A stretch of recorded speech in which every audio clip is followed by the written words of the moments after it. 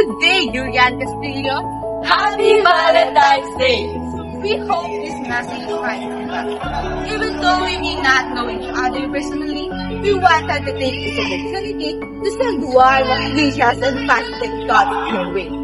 We hope you are having a great day. I hope you remember how loved and appreciated you are. May your heart be filled with happiness, positivity, and lots of smiles. Stay amazing and never forget that you are loved in your own special way. Hey Manuel, happy Valentine's Day! We're writing this letter from the Philippines. We know we don't really know each other, but we think this letter would be perfect to say something kind, especially in this Valentine's Day. Even though you're technically a stranger, we want you to know that you matter. Life is full of strangers, but maybe sometimes strangers can share kindness or even small connections. That reminds us we are not alone. Take care of yourself, keep smiling, and know that someone out there were you a truly wonderful day. That's all. Happy Valentine's Day, Manuel Valdez. Happy Valentine's Day, Alfred!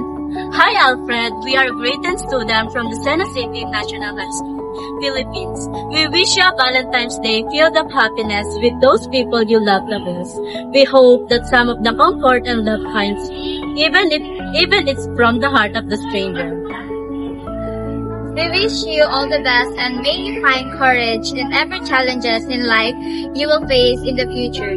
Always remember that you are capable and stronger than you think you are. We hope to see you soon. Isaiah 40 verse 34. But those who hope in the Lord will renew their strength. They will soar on the wings like eagles. They will run and not be faint.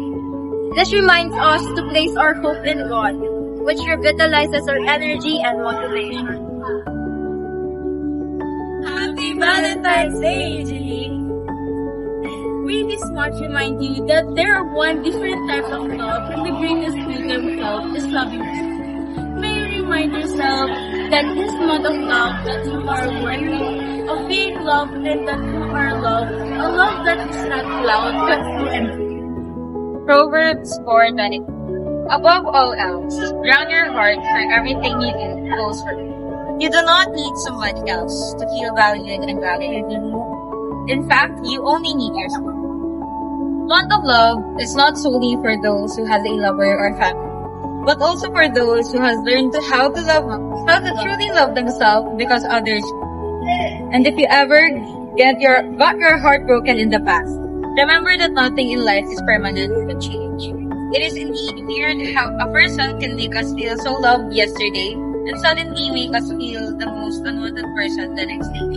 A reminder that at the end of the day, you only have yourself. Happy Valentine's Day!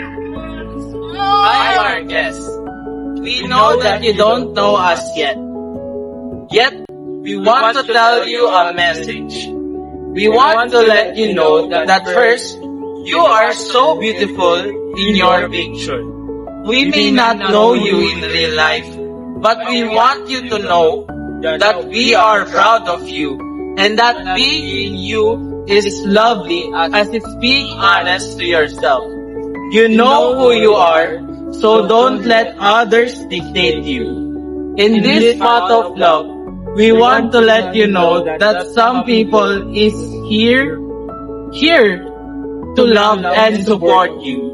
Please don't forget to love yourself as you love others. Save some love for yourself as you may drain your love by loving too much. Do it for those people who care for you and love you.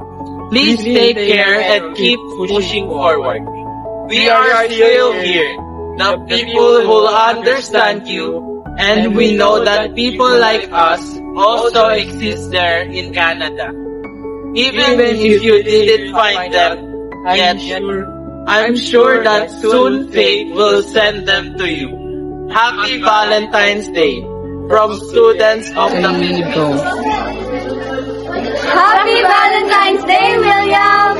Even though we don't know each other, we would like to tell you that you are loved, worthy, and you matter the most. I hope today gives you a moment to feel valued, seen, and reminded that you are never just an outcome. Always remember that you are so much more than negative thoughts in your head. You are precious, you are worthy, and you are good enough. Happy Valentine's Day! Bye-bye!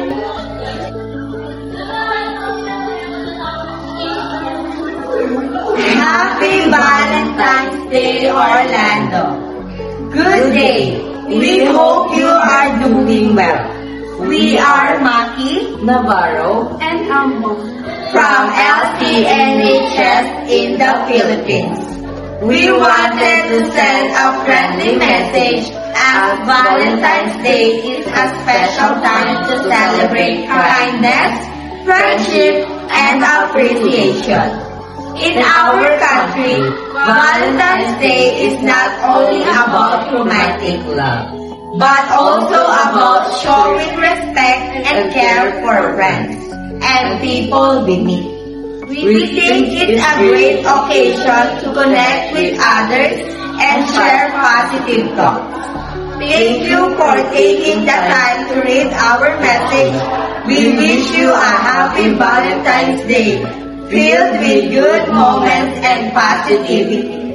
We hope to have friendly conversation with you soon. Best regards, Maki Navarro And Ambo.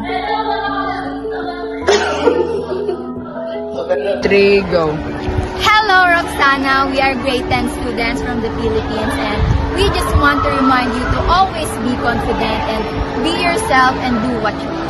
We might not know you personally, but we wish you a happy and glorious day. May your heart be always filled with love, especially in this month of love. May you continue to thrive in life. By the way, you're so beautiful, girl. We hope to meet you soon, and I hope that you'll visit the Philippines one day. I just wanted you to know that may you live your life to the fullest. Bye-bye! Mahal ka namin! Hello, Rivera Kakayon. We just wanted to say Happy Valentine's Day to you. Full name, by the way, Kakayon. Just a quick reminder, if no one has ever said this to you, or if you've been having a bad day, we just wanted to say that we're here to support you and make you happy. And we wanted to say this to you, that we are so proud of you. We hope you are doing great, doing awesome, and managing the school workloads, okay? That's all. Wishing you the best. Once again, Happy Valentine's Day. Hi there. I know we are strangers and live far from each other, but I believe life and kindness can still travel across any distance. I'm telling you this as a small reminder that you are appreciated and that someone is wishing you happiness. We may never meet, but shared warmth and good intentions can still connect us. I hope this brings you a little joy today and reminds you that you are not alone. I am Ted. Happy Valentine's. Happy Valentine's Day, Caldwell Romero. You might not know us, and maybe we've never met. But today, I just want you to know that someone out there hopes you're doing okay. Lives can be heavy sometimes, and there are days when simply getting through feels like a victory. If today is one of those days, I hope this letter finds you and reminds you that you matters more than you think. The struggles you face today do not define your future. Every challenge you survive shapes you into a stronger person, kinder and wiser. Even when things feel uncertain, trust that better days are quietly waiting for you. So this Valentine's Day, consider this a reminder that you deserve happiness, peace, and love, not just from others, but from yourself too. Keep chasing your dreams, keep believing in your worth, and keep holding on through the tough days. Thank you. Bye-bye. Happy Valentine's. Happy Valentine's!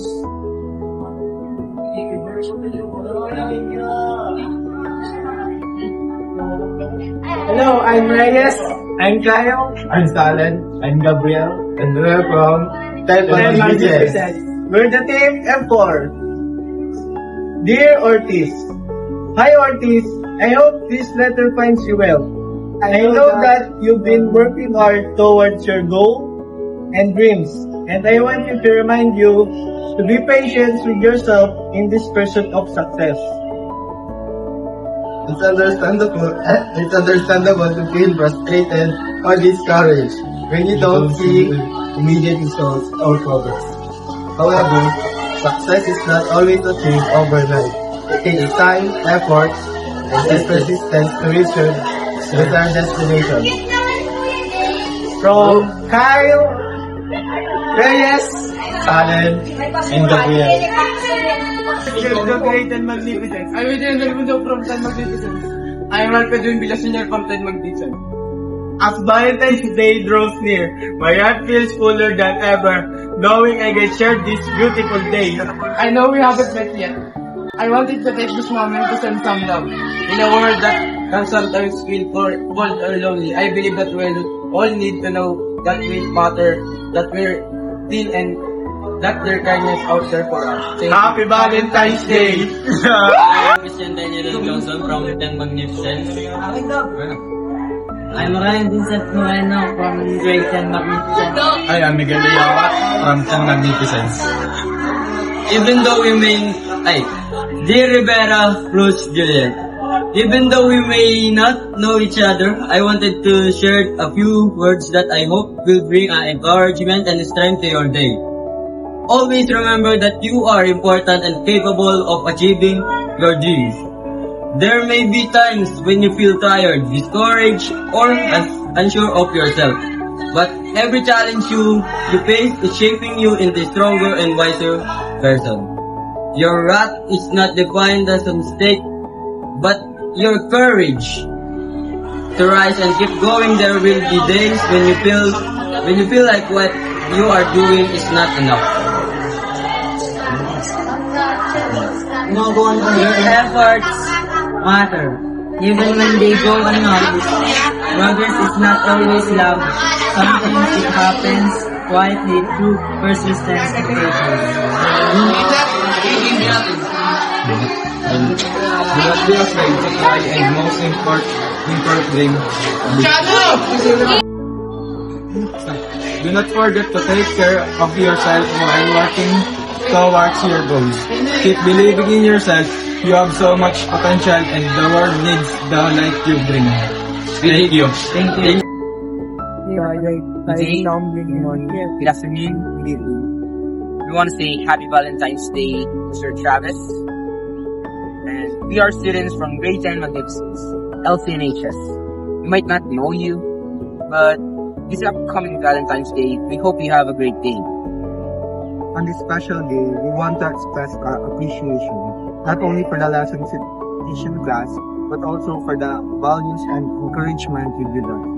You remind us that education connects people across cultures and distances. May this Valentine's Day bring you happiness, good health, and The same positivity that you share with your students, and thank you for being an amazing teacher. respect and Gratitude, and Nathan.